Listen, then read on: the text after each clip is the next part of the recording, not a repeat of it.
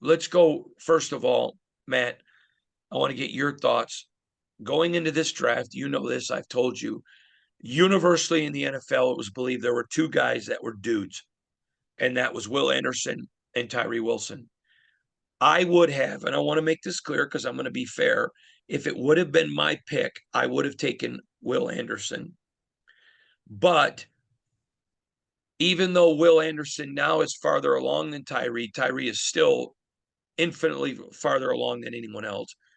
But Tyree also has a much bigger upside. So, I mean, I don't think Will's going to get exponentially better. And I think he's super good now. I think Tyree is super good now, and I think he can get exponentially better. But when you're at that pick, you got to take number one on your board. Now, having said that, I had him and Will Anderson 1A, 1B, so it's literally splitting hairs. But they go get Tyree Wilson at 7. They didn't have to make a trade. You know, this is the part that irritates me. Matt, you know I love Raider Nation. These people have been wonderful to me. Um, I just have so much respect for them. You know how entrenched I was in the Big Ten. I wasn't going to leave covering the Big Ten, but I would have left. This is the only place I would have left. And all these Raiders are looking to trade. And what did I say? They're not going up ahead of 5. And the guy they would go to 5 with is not going to be there. Now, I also said they wanted to trade the pick if somebody would pay them more than what they thought they could get.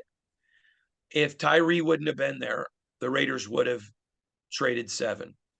But nobody was willing to give them value that was more than what they thought Tyree was.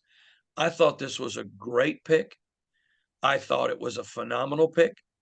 Um, a from me. Your thoughts on what the Raiders got with Tyree Wilson?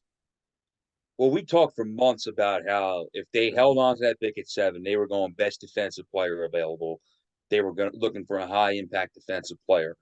I think that I can't give it an A just because there is some risk involved. He's coming off an injury. He's a little bit raw.